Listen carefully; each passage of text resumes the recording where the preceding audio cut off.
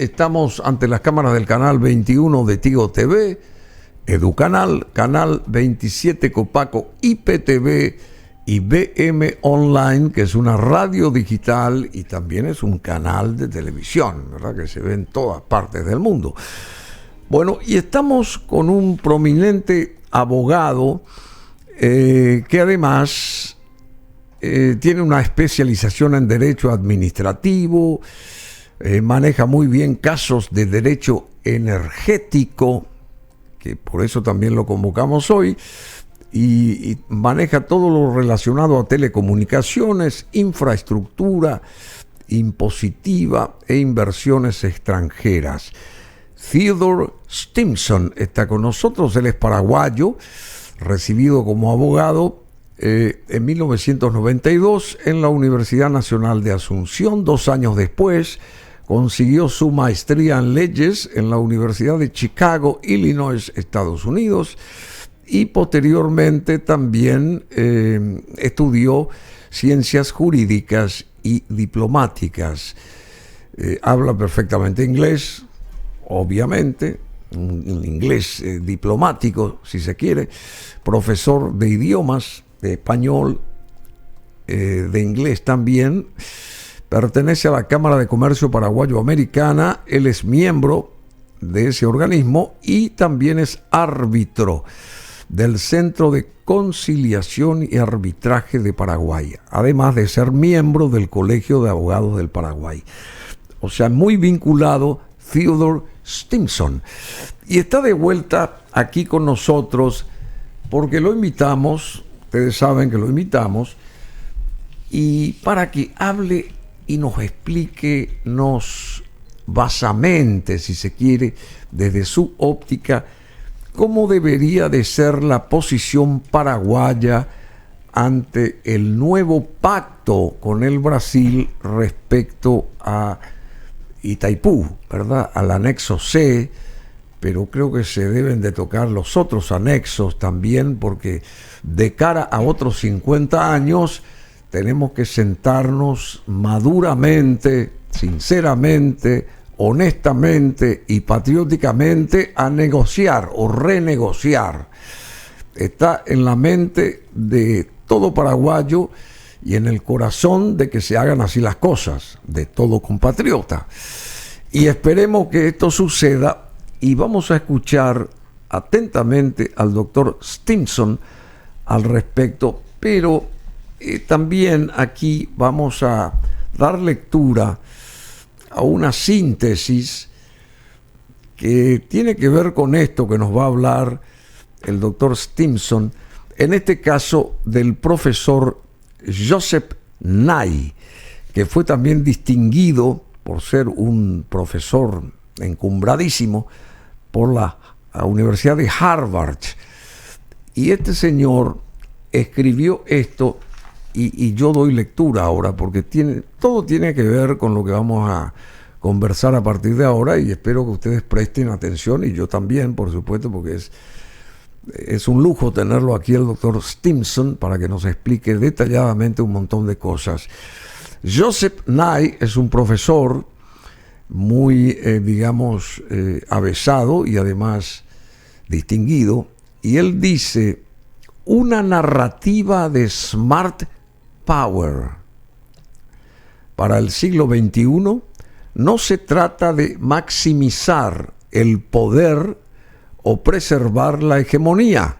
Se trata de encontrar formas de combinar recursos en estrategias exitosas en el contexto de la difusión del poder y el ascenso del resto.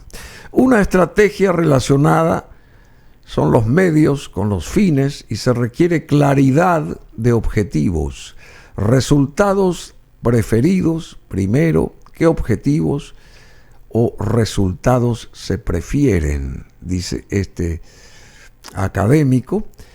Y segundo, ¿con qué recursos se dispone o qué recursos están disponibles y en qué contexto?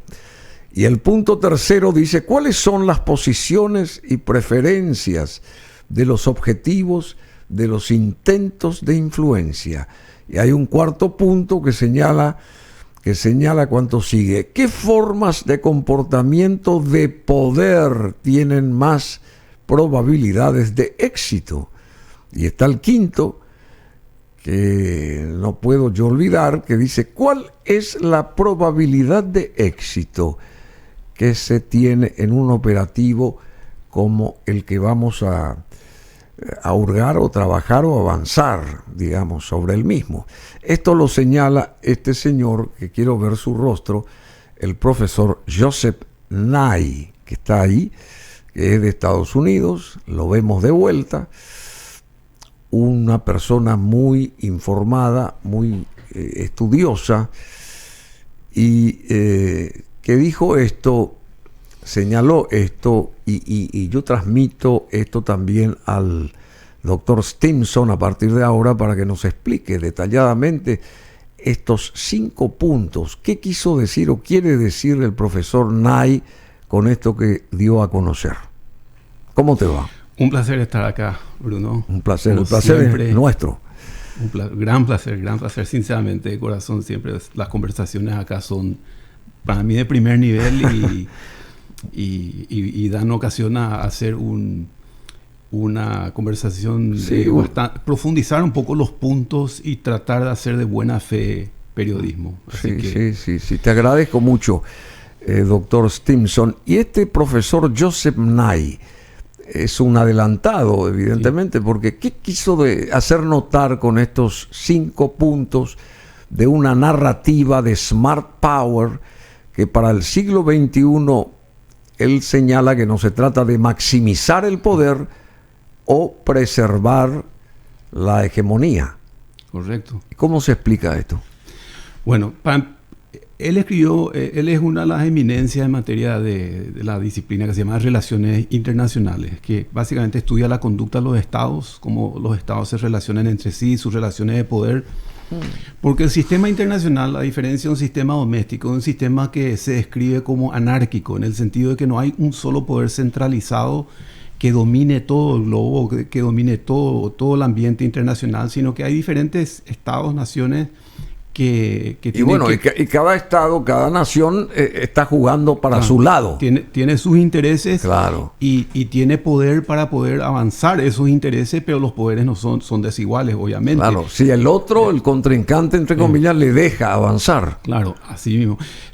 Ahora, por eso hablamos de poder y hay un espectro de poder. Lo que desarrolló Nye es la idea de que comenzamos con un poder duro, un hard power, un poder muy duro, que es el poder...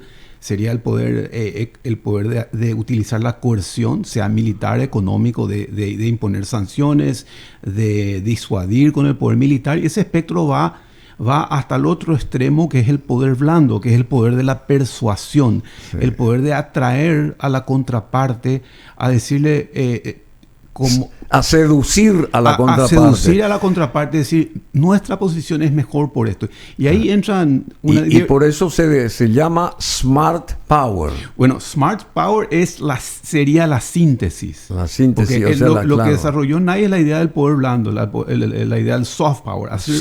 Hacer que, si la fortaleza no está en el poder económico ni militar, hacer que la posición de tu país sea lo más atractiva y, como vos dijiste, seducir a la otra parte. Eso puede ser, se pueden dar en diferentes niveles y con diferentes estrategias, o sea, desde la cultura hasta... en todos los ámbitos, correcto. Claro, yo puedo decirle a Lula, mira, a lo que nosotros nos une en el Cono Sur es tomar mate o tomar tereré, y vamos a tomar un tereré energético en Itaipú, y vamos a hacer algo que para ambas partes sea... Llegue de igual forma. Y que sea algo de atracción no solamente en la zona, sino una mejor forma de vender esta parte del hemisferio al resto del mundo. Demostrar que tenemos un éxito diplomático, un éxito en donde acá no solamente se impone el hard power, sino que también acá hay valores, hay un liderazgo de valores, hay una región más abierta, más plural. Hay inteligencia y también. Hay inteligencia. Entonces ahí llegamos. Primero entonces tenemos el hard power, que sería la forma más la expresión más radical de eso sería el poder militar, pero también sí, está el poder con la mucha fuerza, digamos, poder de la fuerza. Después está la contracara, el poder de la atracción y de la persuasión. el soft power. El soft power, sí, es eso. La contracara. Claro. Y está la tendencia del medio, que sería esta, smart power. Entonces, lo que hizo Nye fue sintetizar y decir, para el siglo XXI necesitamos un poder inteligente. Un poder que utilice los recursos de ambos. Ahora, ¿por qué esto es interesante en el contexto de la revisión del Tratado de Itaipú? Porque estamos en una situación geopolítica muy cambiante, muy convulsionada, pero también tenemos que negociar en forma asimétrica. David contra Goliat, es un gigante, y Paraguay es David, y Paraguay tiene que ser como David en el sentido de ser inteligente, de tratar de utilizar, de primero definir cuáles son sus objetivos, cómo se vería un éxito en la revisión del Tratado de Itaipú. La lógica te dice. Claro. Entonces, ¿cuáles son los recursos que tenemos en este orden convulsionado en el que yo no creo que esté en crisis el orden liberal internacional basado en reglas que se creó a partir de las Naciones Unidas y de lo que fue el fin de la Segunda Guerra Mundial? No creo que esté en crisis, pero sí hay ciertos desafíos a ese orden. Y en ese contexto, Brasil está más alineado con China y con Rusia en estas fracturas que se están dando dentro del sistema, pero Paraguay por el momento está más alineado con los Estados Unidos, que quiere hacer, a mi criterio, quiere hacer un nuevo consenso Washington, un consenso diferente en el sentido de mantener el orden, pero hacer que ese orden sea más plural. Por eso que en la cita de Nye dice la difusión del poder y el ascenso del resto. El resto serían los BRICS. Y los BRICS. Claro. Y del que forma parte Brasil. Claro, acá dice, se trata de encontrar formas de combinar recursos en estrategias exitosas, en el contexto de la difusión del poder y el ascenso del resto. El ascenso del resto. Y los que están dentro del BRICS, digamos, son Brasil, India, Rusia y China y Sudáfrica, creo que. Creo que ahora sí. Ahora BRICS, sí. Se unió. Entonces, el BRICS, que Brasil está con el BRICS. Liderando también, porque la presidenta es la ex presidente. Rousseff. Claro, eso implica que ellos están, el estilo de diplomacia de BRICS es volver un poco a la competencia de los grandes poderes, establecer esferas de influencia, o sea, zonas de influencia para cada uno de estos países, y no poner énfasis en lo que es el orden internacional liberal basado en reglas que se creó con el objetivo de evitar justamente que el hard power sea dominante. Que nuestras relaciones de convivencia ya no se basen más en qué país tiene más poder militar o económico, sino establecer reglas. Ahora, establecer reglas de convivencia dentro del cual, y ahí viene el Tratado de Itaipú. En síntesis, el BRICS está tendiendo a atraer a cierto gran sector del orbe en contra del poder hegemónico de Washington.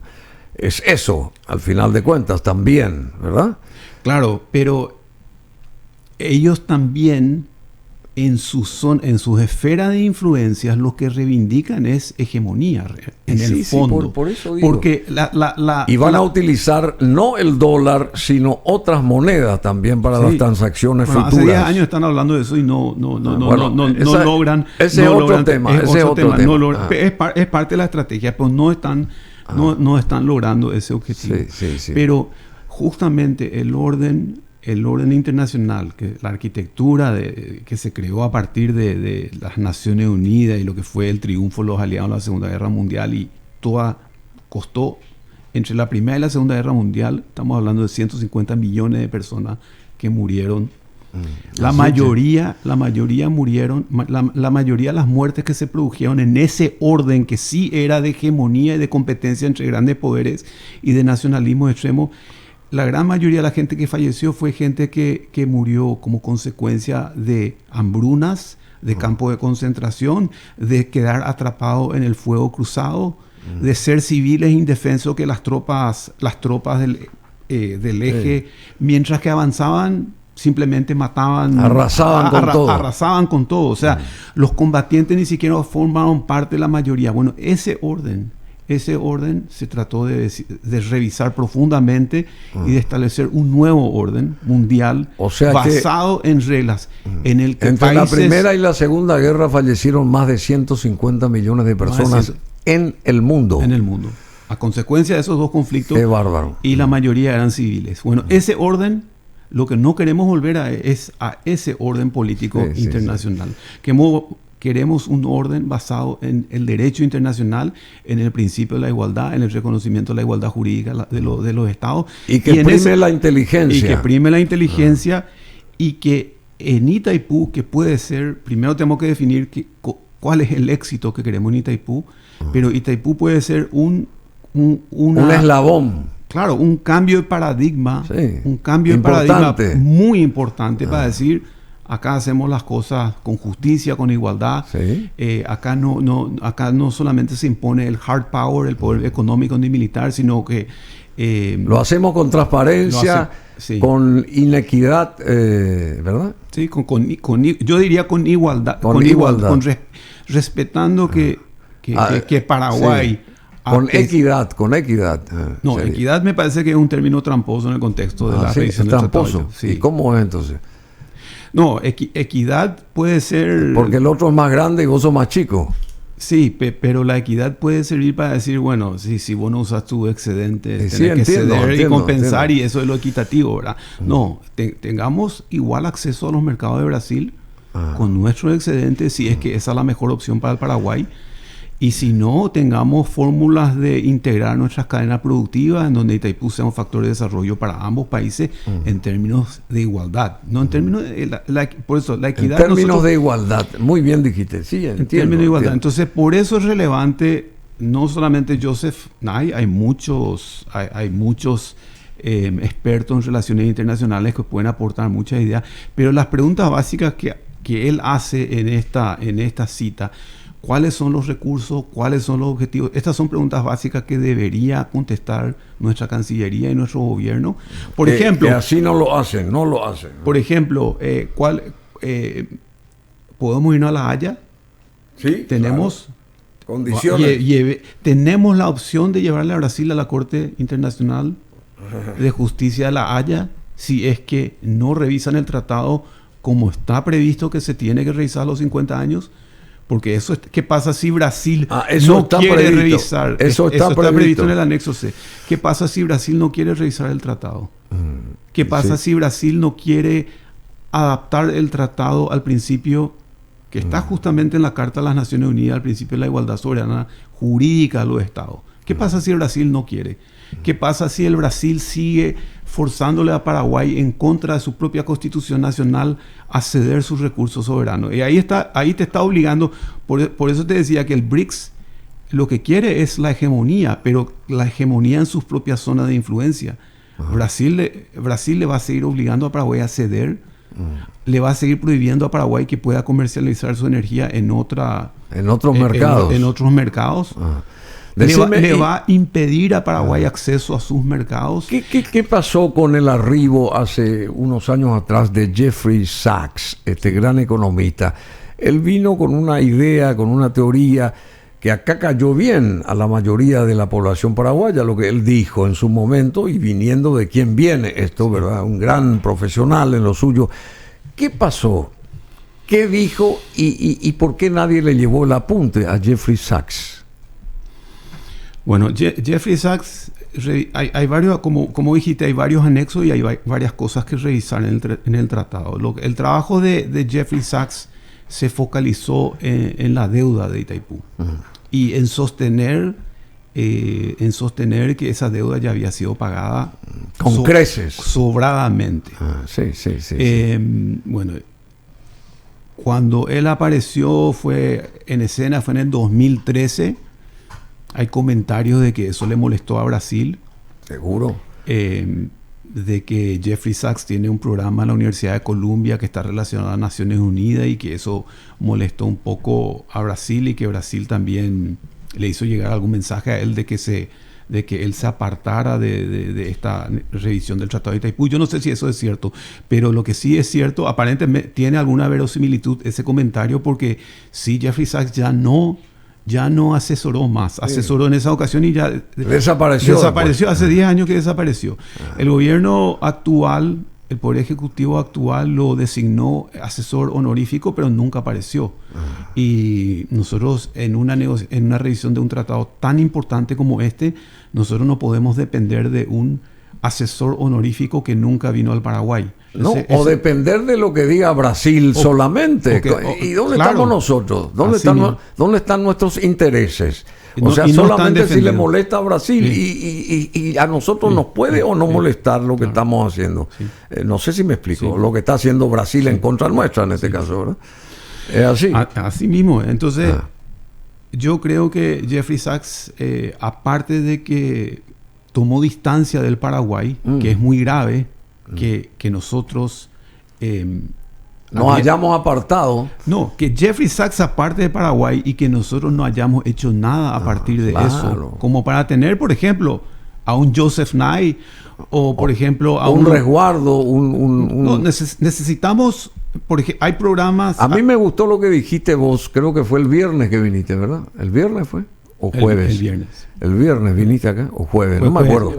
Fue jueves. Pero dijiste algo fundamental, que Paraguay tiene que tener un cuerpo asesor tanto en Europa como en el propio Sao Paulo, acerca de esta revisión que se tiene que dar para los siguientes 50 años, para con Itaipú. Eso dijiste vos enfáticamente.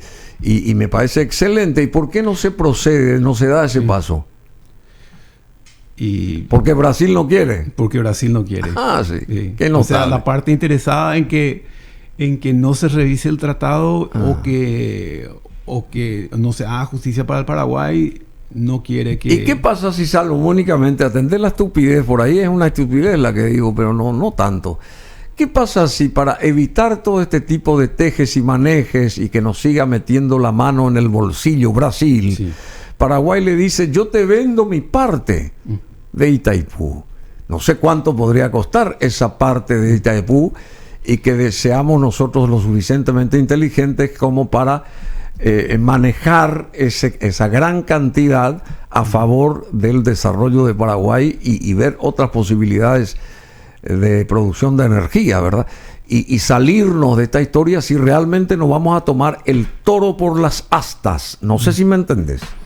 Si nos vamos a tomar nuestra causa con patriotismo y con profesionalismo, que le vendamos a Brasil nuestra parte. No sé cuánto puede ser eso en monto, pero va a ser una suma gigantesca, ¿verdad? Pero y con esa suma empezar a desarrollar realmente el país. Yo creo que esa puede ser una salida también posible alguna vez, si no se hacen bien las cosas como nos convenga a nosotros.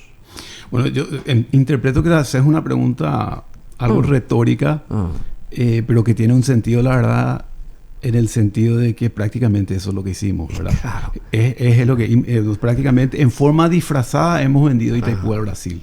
Es simplemente que lo disfrazamos con formas jurídicas. Permitimos que Brasil utilice la diplomacia corrupta que siempre utilizó, o sea, usa la corrupción como un arma geopolítica Brasil, y eso usó con nuestras élites, con nuestra clase gobernante. Entonces, ahora, en términos reales, eso es constitucionalmente imposible que le vendamos un territorio, porque no se puede vender el territorio nacional, ¿verdad?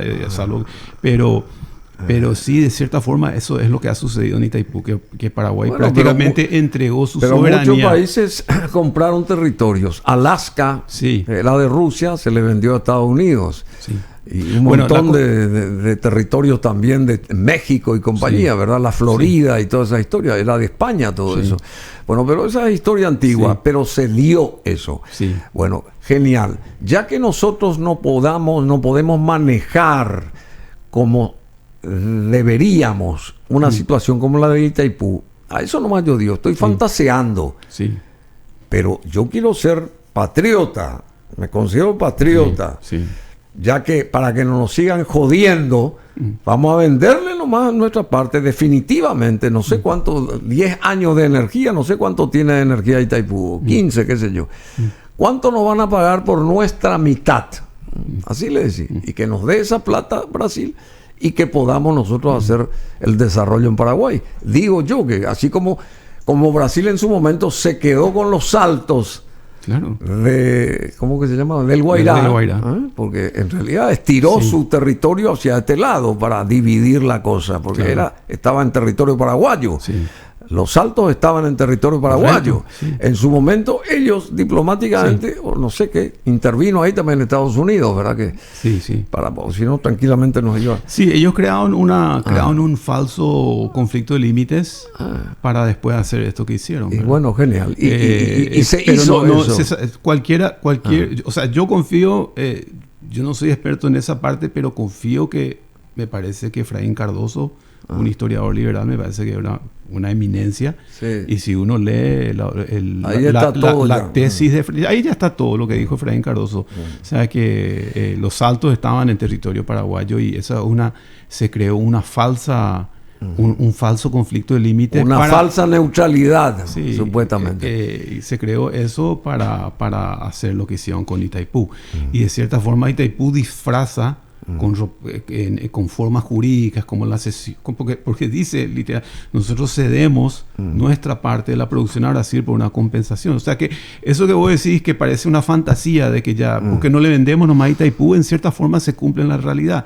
Y se cumple con la estrategia que utiliza la diplomacia brasilera, que es de la corrupción estratégica, que es corromper a las élites paraguayas como para que la situación nunca se revise. Bueno, ese paradigma debería debería cambiarse, ya que Brasil se considera una parte del resto, una parte en un mundo en un mundo convulsionado, en donde está ascendiendo el resto me refiero a los integrantes, ya que Brasil forma parte de ese club de países. ¿Por qué no demuestra que tiene un liderazgo diferente?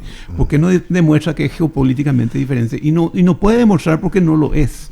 No lo es y no lo va a hacer. Entonces eso forma parte de la estrategia paraguaya, de entender que Brasil mismo, que Lula planteó de que Ucrania le ceda Crimea a Rusia. O sea, el planteamiento de Lula es que Ucrania legitime una anexión territorial por la fuerza, utilizando el hard power, utilizando el poder militar que se prohibió como parte de la paz de la Segunda Guerra Mundial, que nunca más exista una adquisición territorial por la fuerza. Eso pide Lula, que se legitime. Y lo hicieron ellos, lo hizo Brasil en los Saltos del Guairá. Amenazó con la fuerza tomar un territorio de otro país soberano. Y bueno, eso terminó en Itaipú. Pero lo que yo creo que estas preguntas de Nay son muy pertinentes, como cuáles son los recursos de Paraguay, qué puede hacer Paraguay, cuáles son los objetivos de Paraguay, tener un sentido, porque ¿qué recursos están disponibles? ¿Qué recursos están disponibles? Porque Paraguay no ha utilizado ningún recurso hasta este momento. Como dijiste, se fue Sachs, no se hizo más nada, no se contrató un estudio jurídico. Habría que un estudio jurídico en París o un programa, por ejemplo, la Universidad de NYU de Nueva York tiene un programa de Derecho Internacional muy interesante. Se podría tener un convenio con NYU. En la Universidad de Harvard hay expertos en la parte energética. Está una de las grandes eminencias en la parte geopolítica y en la parte energética, por ejemplo, es Daniel Yergin, que tiene una organización que se llama S&P Global. Se podría pedir un asesoramiento. Él tiene, o sea, ¿Y por qué no se da eso? Y bueno, y porque estamos entregando la revisión porque le estamos entregando a Brasil, como decís, la hidroeléctrica. Porque seguimos siendo, digamos, hay gente inescrupulosa al frente del Paraguay, negociador. Gente inescrupulosa al frente de Paraguay, negociador. ¿Es así o no? Así mismo. Claro. Deberían ver nosotros no deberíamos de culparle a Brasil. Nosotros tenemos la culpa. Nosotros somos la culpa. Pero por favor. Claro. Brasil la aprovecha. Nosotros somos los culpables de tener gente non santa en los momentos en que se debe negociar con el corazón, con la mente y con la patria. Sí. No sé si me explico. Así mismo. Me parece que por ahí viene la cosa. Muchos de los liderazgos regionales en el Paraguay, muchas de las diputaciones, las gobernaciones dependen de La Plata y Itaipú. Si el gobierno de Paraguay toma una posición muy dura, capaz que Brasil cierre esa canilla o eso se va a sentir. Ahora, ¿dónde está el patriotismo de todos los políticos, de todos los diputados, de todas las gobernaciones? Que digan como dijeron los ucranianos, nosotros nos vamos a entregar nuestra soberanía. Deberíamos fijarnos como los ucranianos cuando invadieron los rusos, el presidente dijo, me quedo acá está mi gabinete, acá estamos todos. Entonces, toda la clase política, los diputados, los gobernadores, los intendentes, toda la clase política debería pronunciarse. Queremos justicia en Itaipú, queremos una revisión patriótica del tratado, queremos que el gobierno haga algo. Y no nos interesan los gastos sociales, no nos interesa que nos cierren la canilla. Nosotros vamos a hablar con nuestras bases, nosotros le vamos a explicar al pueblo qué está pasando. Esta es una gran oportunidad para mostrarle al mundo lo que es Brasil en realidad. Entonces, si Paraguay tiene una estrategia inteligente, le puede demostrar que este poder emergente realmente no tiene ninguna aspiración de justicia ni de un mejor futuro con su propio vecino. Entonces no puede liderar ningún bloque de poderes emergentes ni de estados emergentes, que finalmente era una cosa muy interesante. Ese de los BRICS y de los poderes emergentes nos surgió de un perfil de liderazgo de ellos. Esa frase lo acuñó un financista de Goldman Sachs llamado Jim O'Neill, que le llamó así por un sentido, bueno, estos son países que tienen un mercado doméstico muy interesante, que son muy atractivos económicamente para nuevas inversiones, pero nació como un tema financiero y económico, no nació como un tema de liderazgo geopolítico. Y hasta el momento ellos no han ofrecido ninguna alternativa a este orden mundial que finalmente nos dio uno de los periodos de paz y de prosperidad más largos de la historia. Porque es cierto, hubo una guerra en Irak, hubo conflicto hubo una pequeña guerra en Kosovo. O sea, no es que nos libramos del flagelo de la guerra. Hubo 2 guerras en Irak, hubo una guerra en Vietnam. Es cierto, hubo una guerra en Afganistán de la Unión Soviética, pero ya no hubo el nivel de la primera a la segunda guerra mundial en la que murieron 150 millones de personas. Y si ahora hay una guerra, si nosotros renunciamos a un orden internacional que nos dio un periodo de paz y prosperidad como nunca se ha visto en la historia de la humanidad, lo que estamos creando es estamos aumentando las probabilidades de que hayan conflictos que sí lleven a guerras que van a ser muchísimo más catastróficas que las guerras que se vieron en la Primera y Segunda Guerra Mundial. Bueno, yo creo que también, querido Theodore Stimson, yo creo que Paraguay tiene la gran oportunidad, como nunca, y en 50 años de la firma del Tratado de Itaipú, de sentar postura, ponerse los pantalones largos, ser patriota Paraguay a través de sus líderes y decir, señores, nosotros vamos a cortar el bacalao de acuerdo a cómo nos convenga aquí. Sí. Y espero que ustedes nos acompañen a comerlo, porque es muy rico el bacalao, pero lo vamos a cortar a nuestro modo, como nos corresponde a nosotros, en el sentido que nos beneficie también a nosotros, lo que va a continuar a partir de ahora en 50 años más, ¿verdad? De la cuestión esta de Itaipú. Y ese debe ser el objetivo, pero contestando las preguntas básicas que hace NAI para ejercer un poder inteligente en el siglo XXI, dentro del ambiente geopolítico que hay, no estamos haciendo absolutamente nada para lograr ese objetivo. Al contrario. Porque esto es grandes ligas. Y un éxito te puede definir totalmente el éxito de un gobierno o totalmente el fracaso de un gobierno. Es demasiado importante. Que no se repita lo del 2019, que no se repita lo del 2019, que ya definió para todo el resto del mandato ya... Y nos dejó rengo.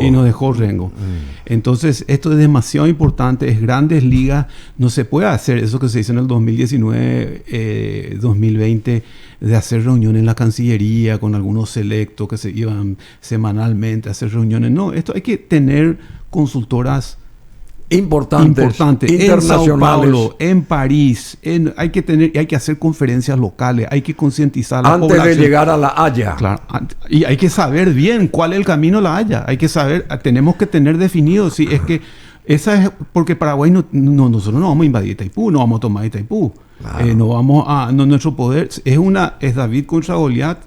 Y bueno, entonces tenemos que ser inteligentes como David. ¿Qué significa, otra cosa ¿qué que significa Itaipú para Paraguay? ¿Qué significa Itaipú para Paraguay? Así, a grosso modo nomás. ¿Qué significa? ¿Cuál es la importancia de Itaipú para Paraguay? Mira, se habla mucho de Itamaraty, que su diplomacia es la mejor. Y yo no digo que los de Itamaraty no tengan diplomáticos de primera. Pero yo creo que José Verges, que fue el canciller de Paraguay antes de la Triple Alianza, fue superior a la diplomacia brasileña. ¿Ah, sí? Y lamentablemente nos encontró una Triple Alianza ya consolidada. Consolidada, traicionera, genocida, que no pudo con la diplomacia de Paraguay. Por eso hicieron la Triple Alianza. No pudieron, tuvieron que hacer una guerra entre tres países para destruir el Paraguay porque no pudieron. El 1 de marzo de 1870 se termina esa guerra. 5 años. 5 años. Y Itaipú, el hecho de que la principal potencia que trató de destruir este país tuvo que hacer un tratado con nosotros para hacer la hidroeléctrica más importante del mundo. Le reivindica a toda esa gente que dejó sus vidas en esa muy guerra, interesante lo que esa guerra de la Triple Alianza. Entonces, forma parte de lo... Comenzando por que ya es una palabra de guaraní, representa una reivindicación del mismo Paraguay, de la existencia de un país que trataron de borrar del mapa y que no pudieron. Y ojalá que ese mismo espíritu que le caracterizó a Paraguay siga prevaleciendo ahora. Siga vivo, que siga vivo y que defiendan Itaipú, porque eso no deberíamos ver Itaipú como el final del camino, sino el comienzo de una nueva transformación del país. Ahora, como dijimos el jueves, estamos en las puertas de una revolución digital a nivel mundial. Itaipú debería también ser estratégico para desarrollar el sector digital, para fortalecer el capital humano en el Paraguay y que pueda transformar no solamente el Paraguay, sino toda la región. Pero bueno, depende de nuestro liderazgo, de nuestra integridad, de que no nos seduzca lamentablemente que no nos seduzca la corrupción que utiliza Brasil en su diplomacia, y que nos plantemos. Y bueno, que nos plantemos.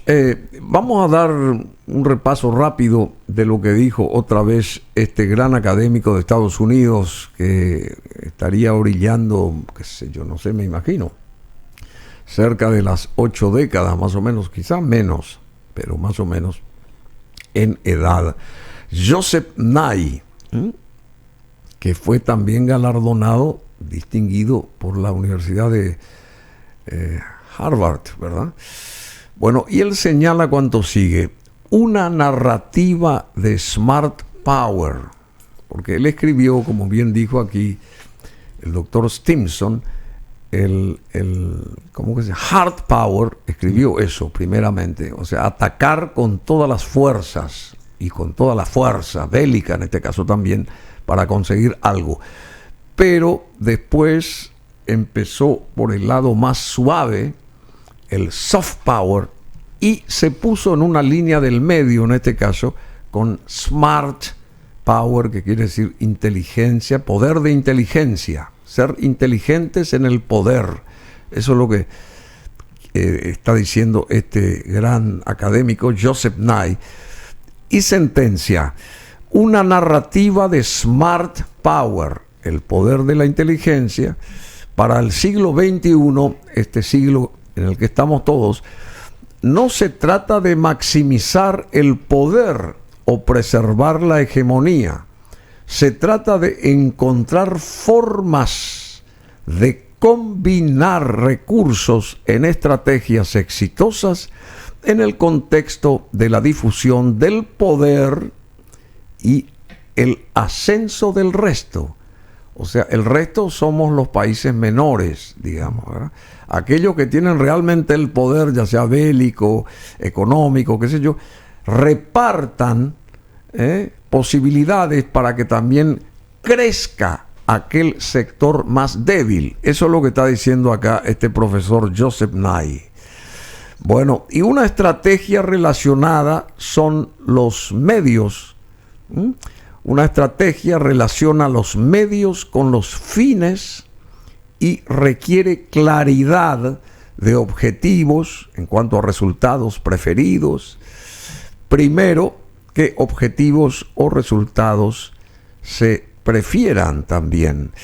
Sería ese el primer axioma o el interés que tiene. O sea, se definen las preferencias. En relaciones internacionales es muy importante definir las preferencias. Las preferencias. Eso es lo que dice acá en este enunciado, sí, este profesor Joseph Nye. En segundo término, que los recursos están disponibles. ¿Qué recursos están disponibles? ¿Qué recursos están disponibles? ¿Y en qué contexto? También se pregunta él. Y en un tercer lugar dice: ¿cuáles son las posiciones y preferencias de los objetivos, de los intentos de influencia? También señala el profesor Nye. En cuarto orden, ¿qué formas de comportamiento de poder tienen más posibilidades de éxito? Dice él. ¿Qué formas de comportamiento de poder tienen más probabilidades de éxito? Si el poder de la fuerza, el poder de la diplomacia, así como José Verges, que dijiste que le pasaron por encima, a pesar de que estuvo perfecto lo que él planteó, o el poder de la mente, en el sentido de ser inteligente, y decir, ¿a qué nos conviene más a todos?